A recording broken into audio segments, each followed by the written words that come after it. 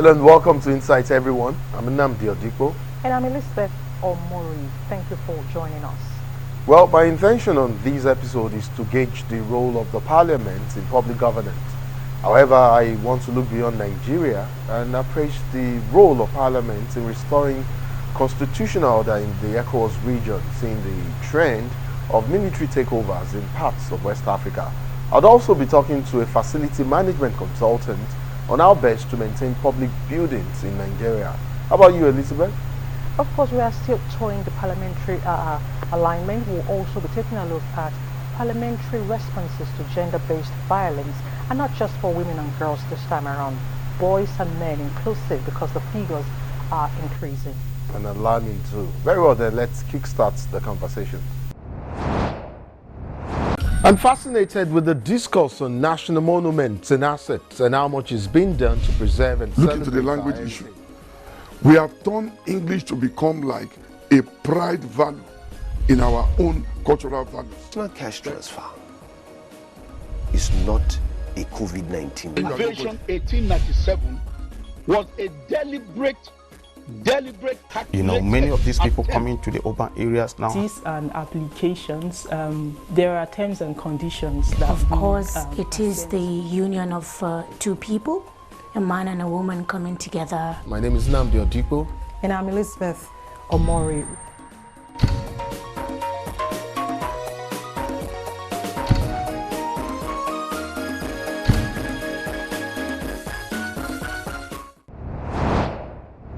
This is Insights. Perhaps we should begin from Mali with 2 coups in 9 months, and that is only in the last 3 years. One in August 2020 and another in May 2021, and then Guinea. We had a situation in September 2021, Burkina Faso in January and September 2022, and then of course there was that of Niger on August 26, 2023. Although these events, and by that I mean the military takeovers, do represent a trend within the sub-region, causes however stem from various underlying issues reflecting the past and the present of the impacted West African countries. While a lot is being done at the moment towards reversing the trend, I'm taking advantage of the presence of the ECOWAS Parliament domicile in Abuja, Nigeria, to bring up a conversation on the role of Parliament in negotiating transitions to civilian governments in the member states affected by unconstitutional takeover. My guest is a gentleman, Honorable Bile Tunkara, a community member of Parliament from the Gambia. Honorable, it's so nice to have you here. Thank you for agreeing to come share your thoughts on this issue. Glad to have you on Insight. Thank you very much. I'm happy to be here to share with the community. Fantastic. Several issues that you want us to discuss. Great.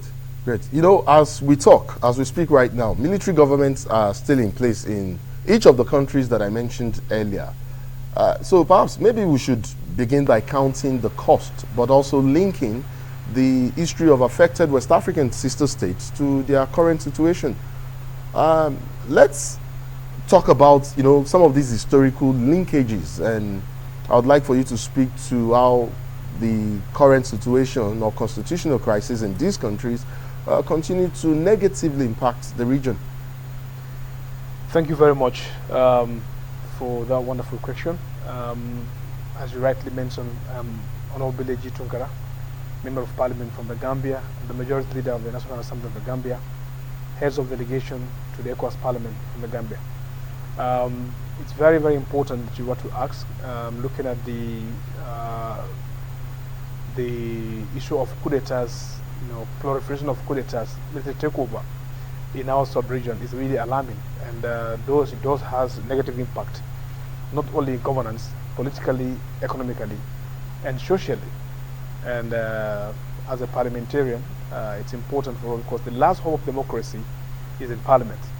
So when everywhere or every sector of society gets it wrong, Parliament, who are the legislators of laws, stood stand with uprightness to make sure they defend the Constitution. That is why Parliament remain the beacon of hope for democracy in terms of jealously guiding the democratic institutions and also conducting oversight on democratic institutions. Of course, the aftermath of coup d'etats in all these countries cannot be overemphasized. Looking at the self-imposed governance in the first place, because democracy is a process by which people come to power through legitimate means, that is, through the will of people, through their consents, but through a system, through a process. But once you take over, you usurp or turn over or turn down legitimate mandate given by the people for a particular individual to govern their affairs within a stated period. So therefore, the first danger or causes that military takeover does is to turn over a mandate, legitimate mandate given to someone to rule by the electorate. And second, you could see that whenever there is military takeover, the spillover effect is too broad. Yes. Because issue of governance, they don't understand governance once, and they want to use tactics to entice people to legitimize their actions. And the world has really moved to a stage whereby giving an ugly eye in terms of accepting or embracing military takeover. And they will come in terms of various claims that it was a bad governance, corruption, vis-a-vis, those are the reasons why we take over, but doesn't justify the end for them to take over. So if you allow me, probably I'll wait for a second question. Yes, yes. I mean, and fantastic. I get how you've approached this issue. And I'd like to take you back to the first question, because I'd like for us to, I'd like for you to elaborate more on that. And I brought up the issue of historical linkages, and I'm sure in the Gambia you have something akin to an adage that we have here in Nigeria that says when palm oil touches one finger in your hand, it's likely to rub off on the other fingers as well. That's very close to what we see playing out, in terms of military takeovers in West Africa. And that's part of the fear. And some have said you cannot remove or discontinent the political antecedents of some of the impacted states from what is currently playing out in these countries. And I'll give you a context. We know what has been playing out has been happening in the French-speaking parts of West Africa, substantially. And certain persons have tried to link, what has happened in the past or their pro or pre-colonial and colonial era to what is now playing out politically, and the whole issue of control and manage and all of that. I would like for you to speak to that briefly, if you think indeed there are some historical linkages to what is happening, and perhaps that is another reason why it's festering and could likely spread to other parts of the region. Yeah, like if you look at West Africa, where we are now, focus on the trend or trajectory of the coup d'etat that's happened in the sub-region. It's affected the Francophone countries. And if you look at the trend or historical perspective, they try to tie it up to a liberation, sort of. They felt that they have been marginalized. They have been subjected to France dictates, to their colonial masters. They believe that the country has been, exploited to the extent that their leaders are now becoming puppets to France. So therefore, they felt that the leaders are not in the interest of the citizen or the governed, but servicing the interests of France. So that has been a trend. If you look at all the coups d'etat in Mali, in Burkina Faso, in Guinea, this has been, their main reasons for giving, justifying their attempt. That because of the current presidency are now being subjected to France, control. They are not really governing in the interest of the citizens. Instead, they take France's interest of more priority over their citizens. You see, but, yeah. I'm glad we've gone down this road, because you've thrown up, as far as I'm concerned, two key issues here. I mean, you've mentioned liberation, you've mentioned interest. And I mean, it's very important for us to talk about this issue of interest, and I'd like for us to push that conversation, maybe now or maybe afterwards, because I'm itching to ask you something else. But interest, when you referenced interest, you said, whose interest are the leaders pursuing? Yeah. That of their colonial past leaders or that of their people? And this is an underlying issue, the issue of governance. But then, directly, and because this is also an agenda that you and your colleagues at the ECOWAS Parliament have pushed. I know a couple of months ago, I think it was 4 months ago, you had an emergency session on Mali, and then you pushed the conversation on the use of dialogue and diplomacy in managing constitutional crisis, you know, in affected or impacted states. In fact, what you people, what the ECOWAS Parliament did at the time was to mention other countries where coup d'etats had happened and where ECOWAS, where the position or the stance taken was diplomacy and dialogue, and why that of Niger should be different.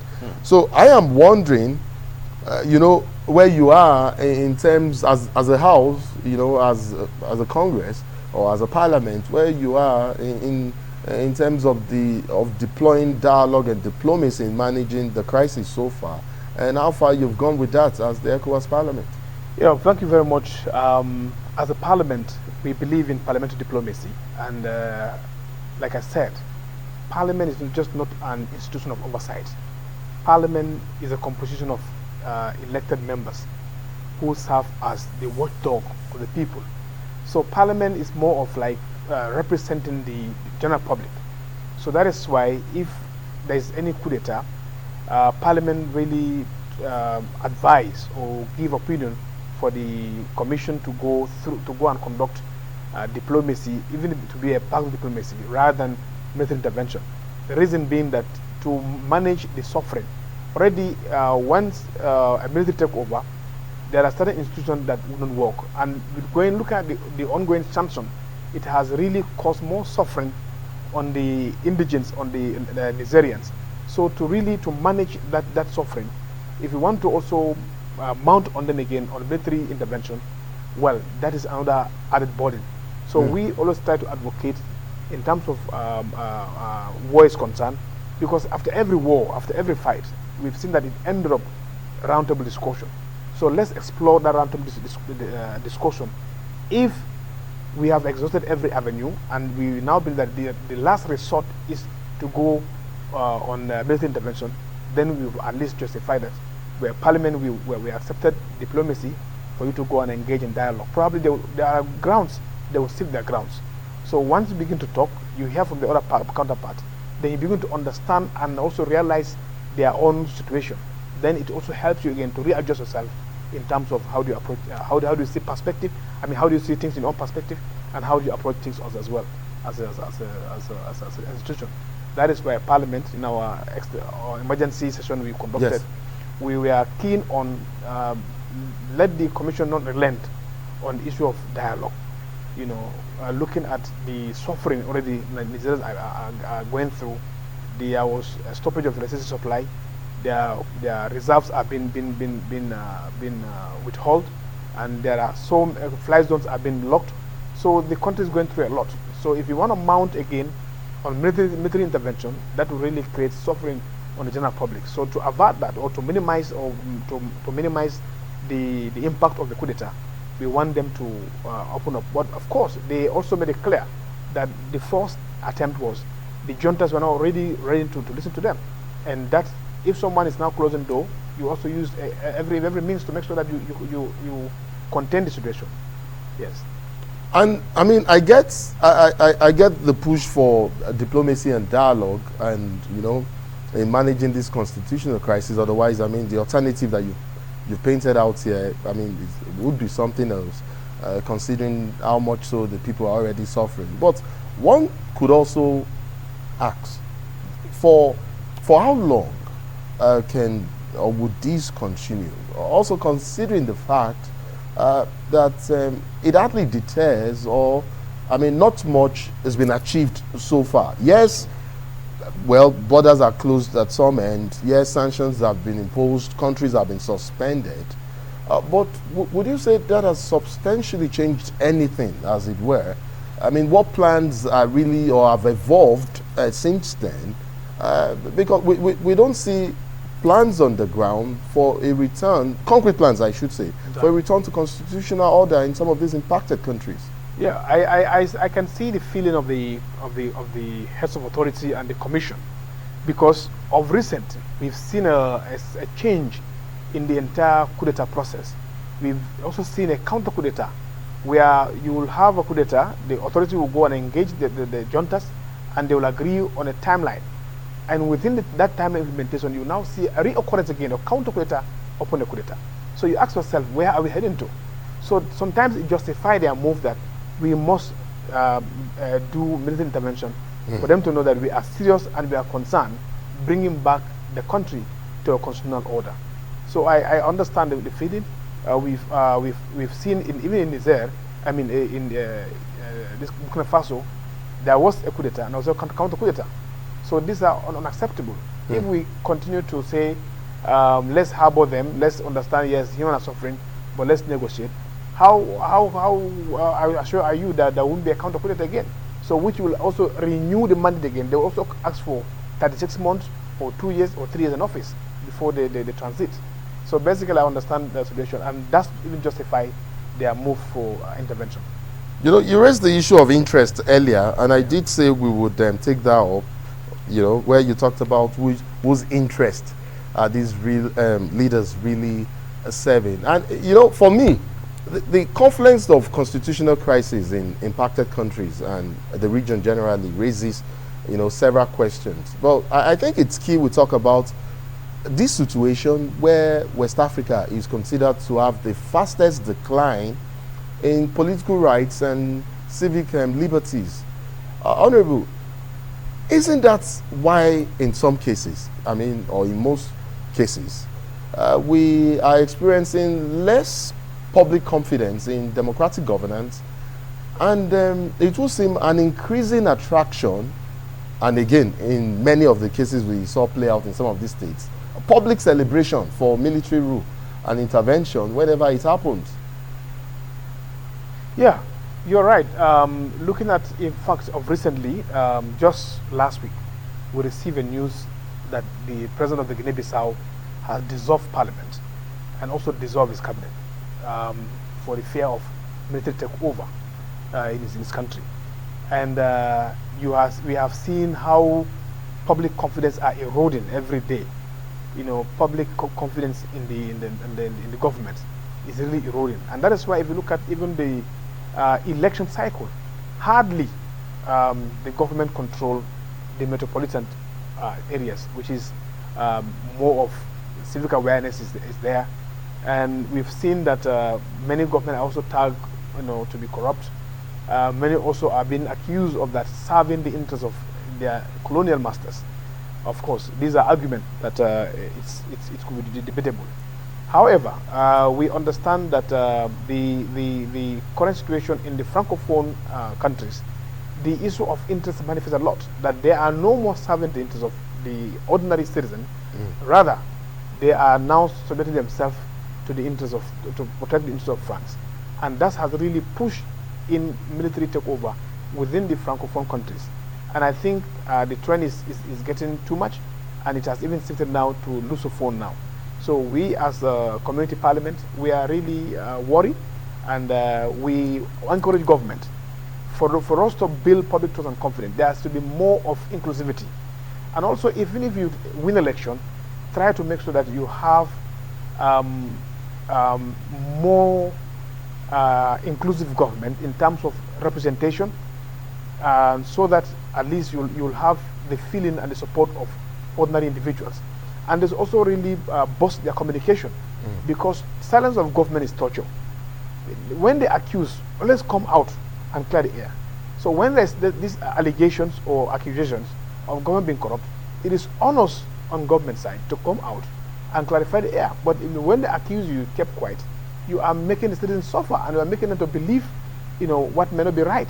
So to really address the issue of losing confidence in the government, onus lies on the government to be proactive and to make sure that even this electoral system, to look at it how we structure our electoral system, because this winner takes all, it's not really playing well in some countries.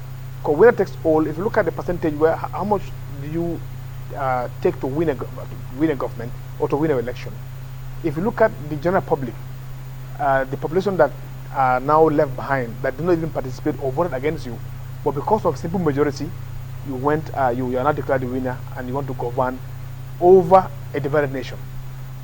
So it's very difficult for you to manage sort of crisis. So the best thing is that you need to also factor your running mates, you need to factor the opposition side, you need to factor the marginalized groups to make sure that they also part of your government, to ensure there is confidence, there is inclusivity, and there is proper governance in the country. You know, you say the ECOWAS Parliament is worried. Yeah.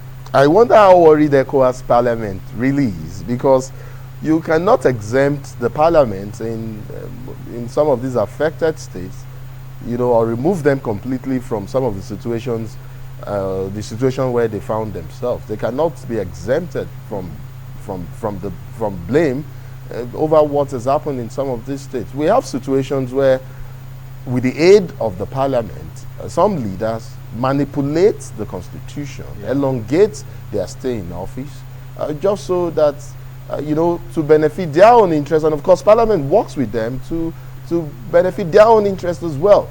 I mean, what has the ECOWAS, the community of members, or the ECOWAS Parliament, I mean, said about that? Or, I mean, I've not seen, have you come out categorically to condemn such acts where members of Parliament like yourself, because your membership is drawn from all 15 member ECOWAS states. Yeah. Are you categorical? Can you come out here and condemn countries and parliamentarians who engage in such practices, you know, and cause, you know, constitutional crisis in states, and where we now see military takeover has been celebrated?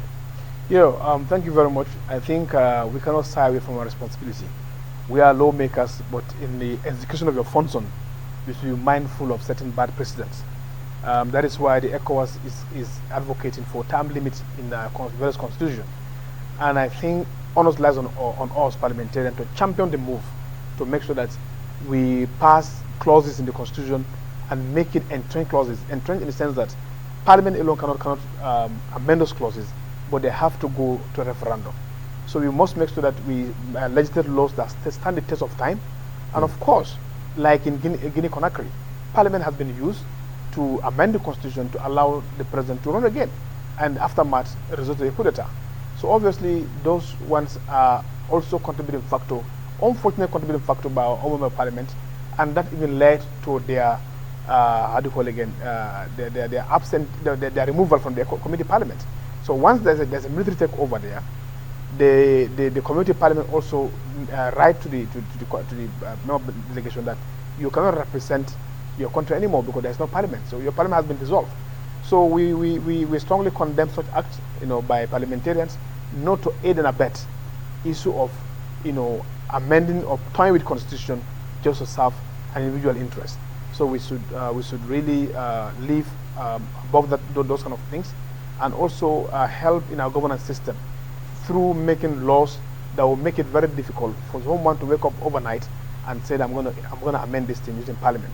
When we make these laws, we must have a caveat on them, making sure that they are rigid, they are also entrenched, that Parliament alone cannot do it all. You must go and seek for the mandate of people to be able to do this amendment. Thank you. Honorable Bilad Tunkara, but just quickly before you go, because you I mean, your disposition, I mean, you tend to lean more towards dialogue and diplomacy rather than military intervention in quelling, you know, some of these constitutional crises that we have in our sister West African states. Very quickly, for you, what's the balancing act? I mean, between military intervention and diplomacy, where diplomacy and where diplomacy delays, or let's not say fails, but delays, it's prolonged and extensive and lingers, and yet you do not want military intervention. For you, what's the balancing act? No, I think I support both, but depend on how you approach things. So a little of this, a little of that. Like in my own country, let me say example. In 2016, we formed a coalition, and that led to the removal of Jammeh in office. Yes. Initially, he agreed with the result and accepted in totality. A few days later, he came out and said he annulled the result, which he has no power to annul. He sold the court. And then there has been so much of dialogue. Dialogue failed to a point. Then the ECOWAS community took a decision that there has to be a military intervention. And that push factor led him to renege his position and even flee and went on exile. So you, in essence, you're recommending the carrot and stick approach. Exactly. We cannot just be taking advantage of dialogue forever. No, there cannot be dialogue forever. When dialogue fails, the last results must apply. So the carrot and stick approach it is. Yes. Okay. Honorable Billa Tunkara from the Gambia, I'd like to thank you so much for your thoughts on this issue. I mean, it's been quite insightful. You're visiting Nigeria for some time, I believe. I'd like to wish you a continued exciting stay and safe travels back to the Gambia. Thank you when very you're done. Thank you so much for coming on. Thank you very much. Appreciate it. Moving on, public buildings represent significant investment of the taxpayers' money, and therefore preserving these building systems is important. I reckon it was for this very fact that President Muhammadu Buhari in his time signed an executive order, Order 11, for the maintenance of national public buildings. This issue, of course, revolves around the country's national maintenance policy, and my next guest, Dr. Mingji Yawa Aliyu, a resident consultant, facility management for the National Space Research and Development Agency, NASRA, joins me to further the conversation. Dr. Aliyu, good to have you here. Join us on Insight, and welcome to the program. Thank you for having me. Please help me put something in proper perspective. What do facility managers mean when they say there is more to a building than the mortars and bricks? How does it relate to, one, the infrastructure itself for the provision of human comfort, two, the productivity value, and then three, the environment with which with which it is intended to enhance in terms of psycho-social balance? Yes, facilities management is a wide discipline. But before we go further, let me briefly define facilities management. It has various definitions across the globe. But for the purpose of this program, the facilities management is defined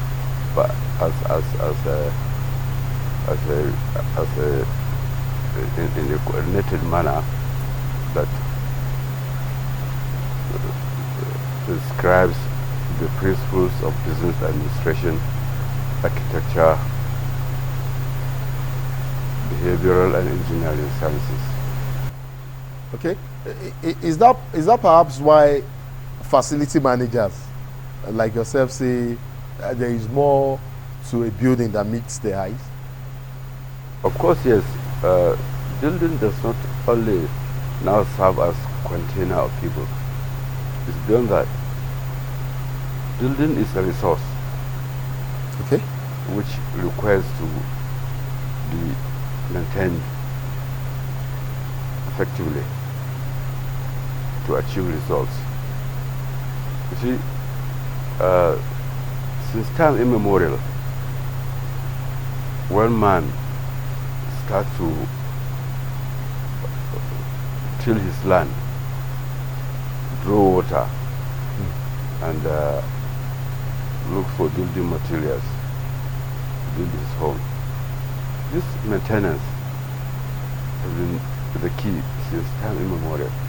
But unfortunately, as time goes by, things start to fall apart. And maybe that is attitudinal, especially here in Nigeria. Okay. You find that if you go to federal government, if you go to federal secretariat, you will be shocked to find that lifts are not working.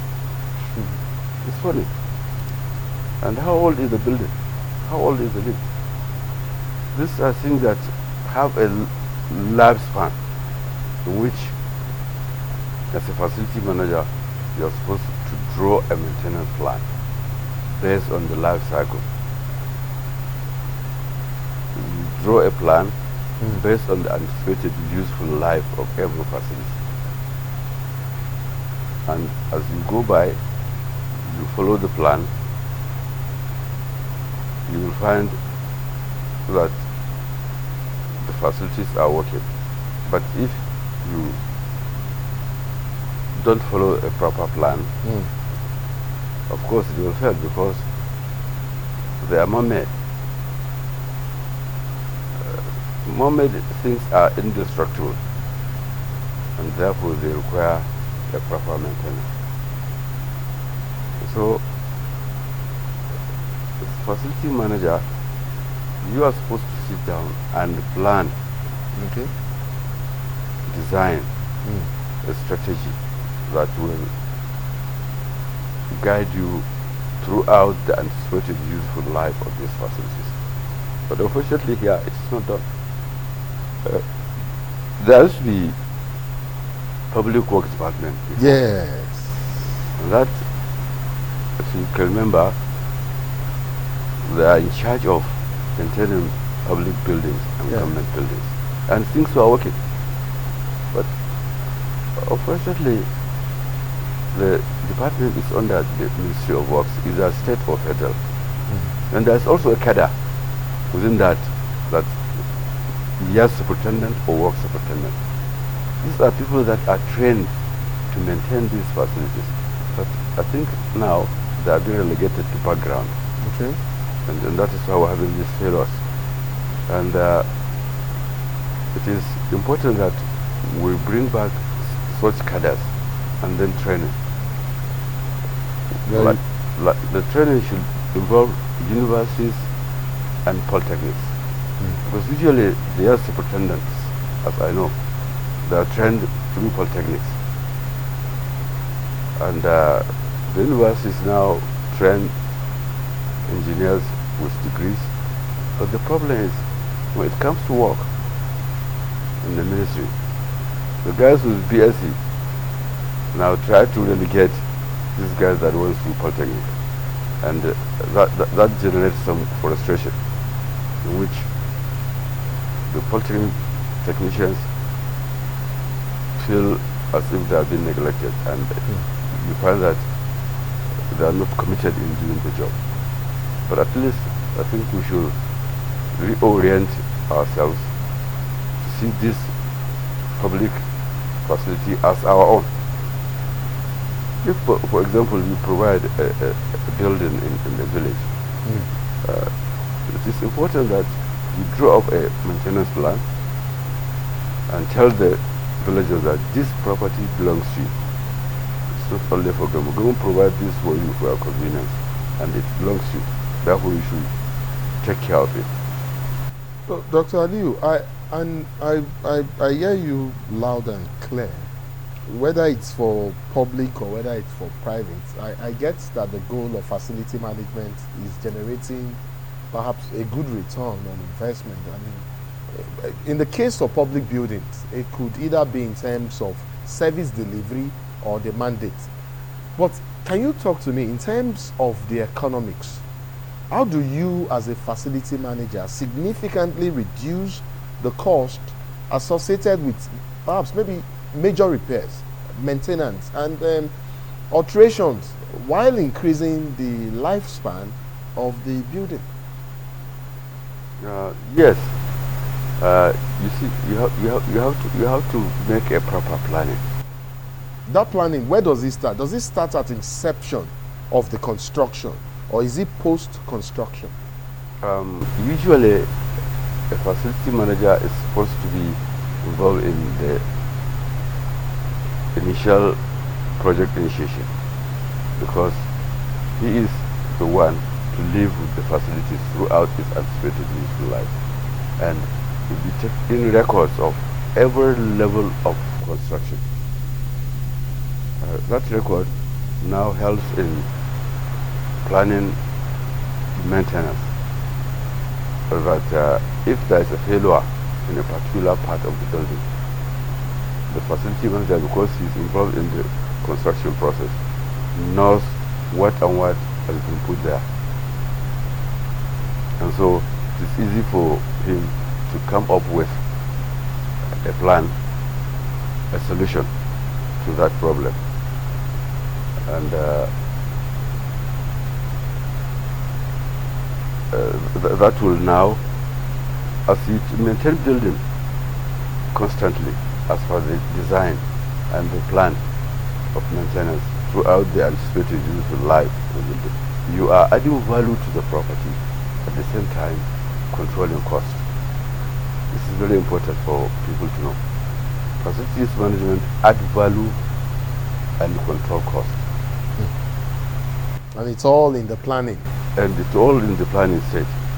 Yes, you do the planning. The planning should reflect all aspects of the building. You see, in the component you have elements, and you have constituent parts. So all these things need to be studied carefully and make plan to maintain them. But this maintenance should be timeline. Okay. There should be no backlog. If you allow backlog, you are not saving money, because Doc, maybe you should clarify on that so our viewer understand what you mean by backlog. It means if you have a timeline, you don't jump over one timeline and say because you're trying to save cost, you do maintenance 1 in May, you skip maintenance 2 in June, and go to maintenance 3 in December. Yeah, if you skip maintenance, that is the backlog you are accumulating. Yes. Now I wanted you to just clarify so our viewer understands what you mean. Yes. So if you jump maintenance plan, then you are creating backlog. Okay. And that backlog is not saving money. It's not money saving. It increases the cost, because at the end of the day, if now for example, if you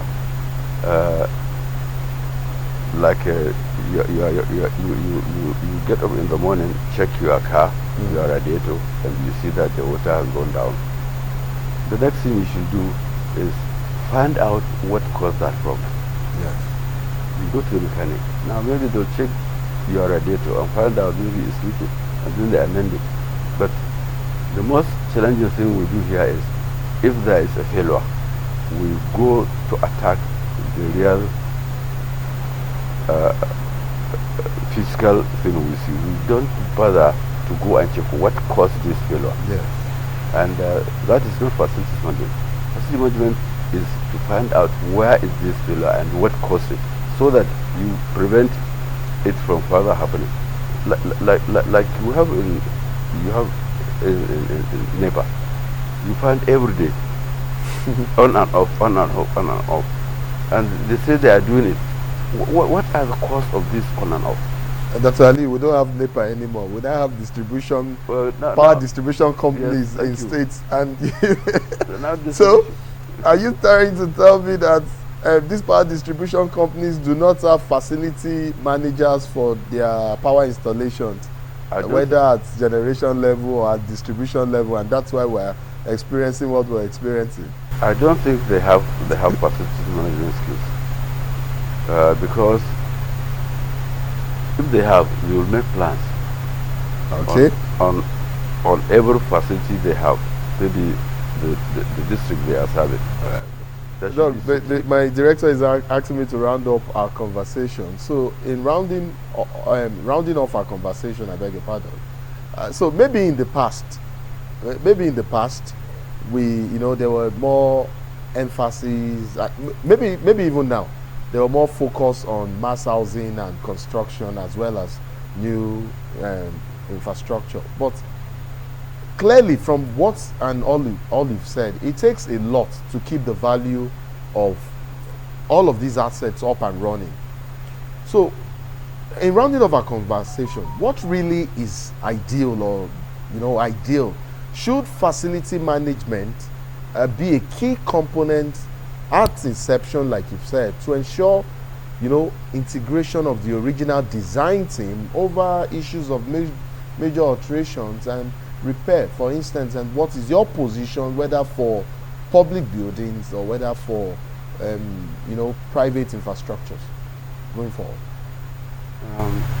Yes, you see, facilities management also operates with a database. Okay. You have to develop a database for every facility. Like, let me give you an example. Like on our highways, I doubt very much if you can get a database of our highways. And that is why you see, if there is a pothole on the highway, it's amended now. The next week you find that that amended portion is filled up. Why? Because in the construction process you have to check every record. Either when you are applying bitumen, there is heating temperature and there is lane temperature. You have to take these records so that if you are now coming to patch a failed section, you know exactly how you are going to hit your bitumen so that they can bind. But most of things we experience now is that you put in, you patch the road and it bleeds. So as you are going to the village, this portion has been repaired. But on your way back you find the same portion is filled up because there is no database that will help the maintenance team in developing their strategy. As I said, facility management is strategy and development. Strategy and development. To optimize the performance of meso, macro, and micro environment. I think we'll end it on this note. It's such a good place to end our conversation. I mean, I haven't talked about this for a bit now. I'd like to thank you so much, Dr. Minjiyawa Aliyu, facility management consultant.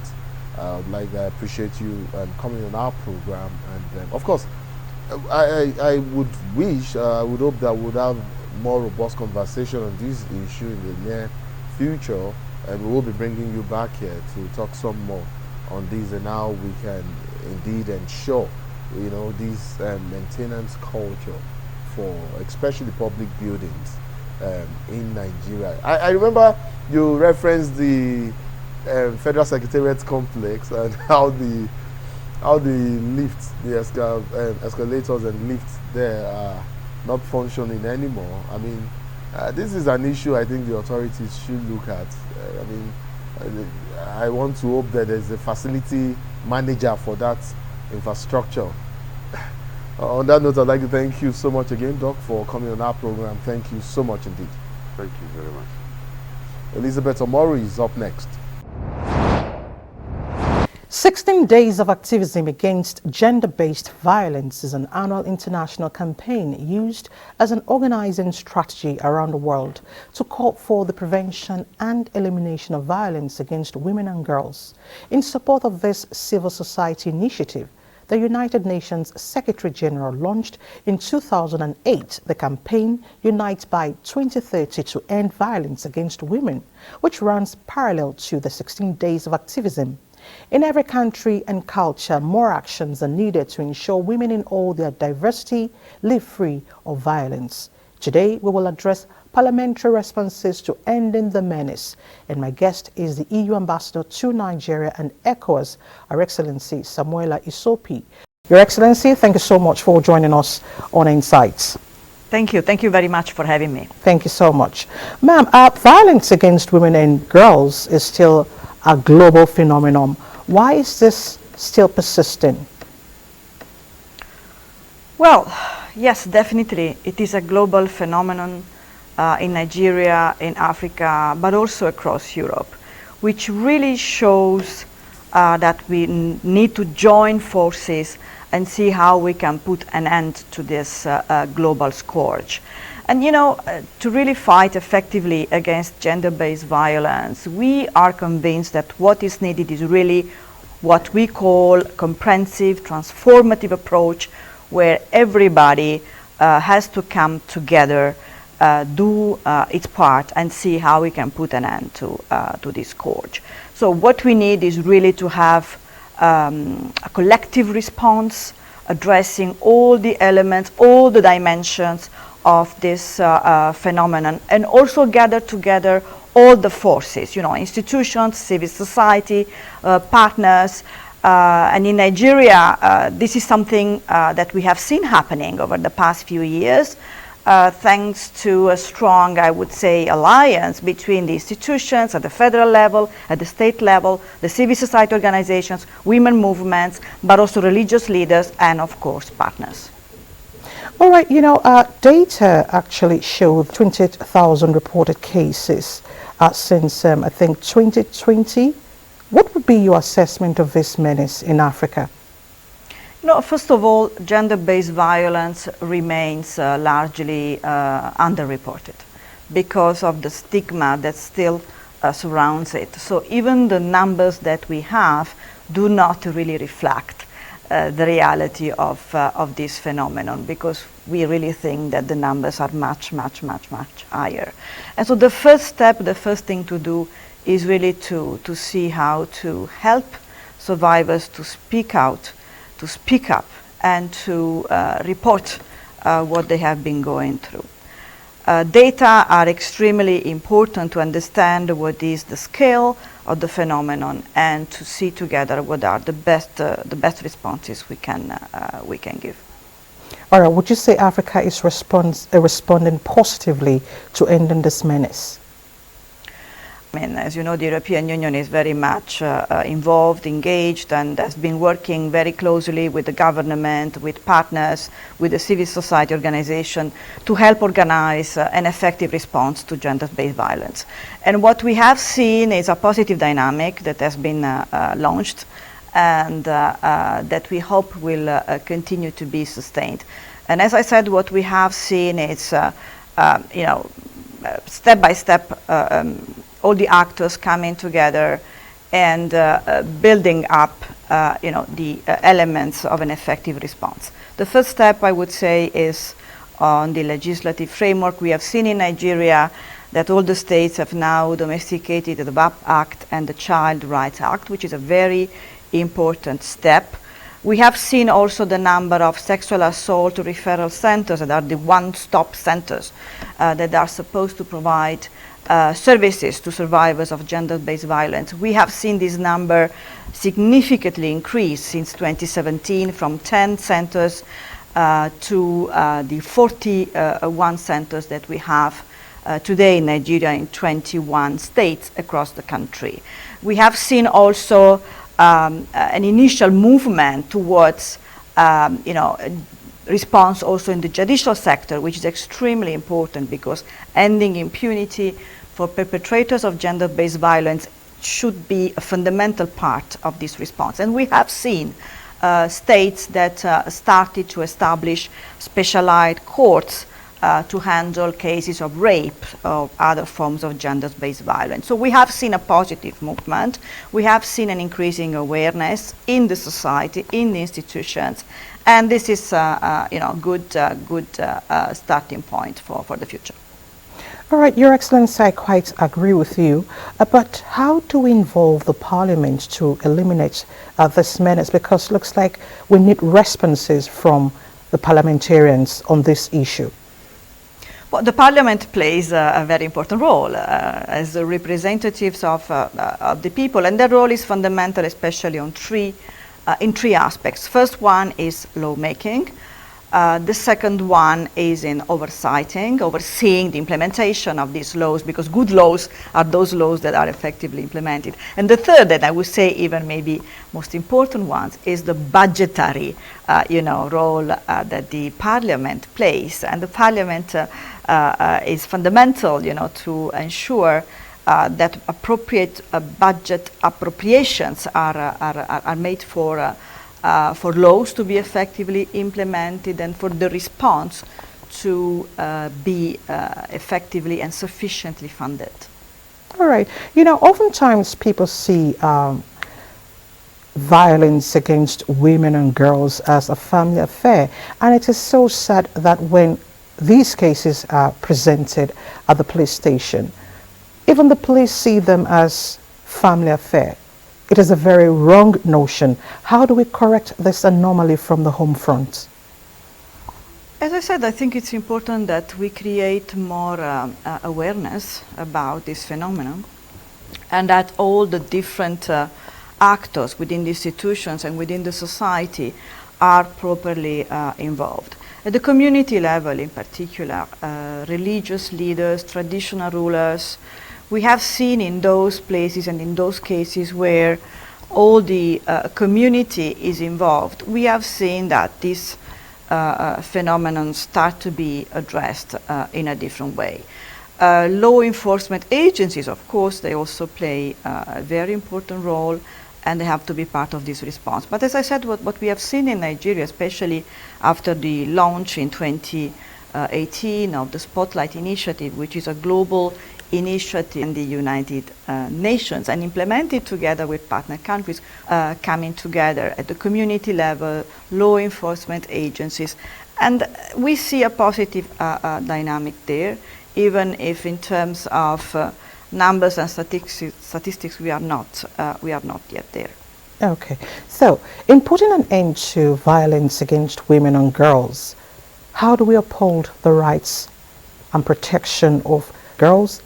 Well, education is very important, and here in Nigeria we have seen some positive initiatives taken by the government, for example, with the review by the Ministry of Education of the curricula for primary education, to include some elements also of sexual and reproductive health. So that is also something that is important to help address gender-based violence. Of course, the role of the community, the role of the local leaders, religious leaders, traditional rulers, civil society has been doing a remarkable work together with Women's Association. Also, that's really an alliance of goodwill and of positive forces, of positive elements that have to come together. It starts, of course, with the law. Then it continues with the proper implementation of the law.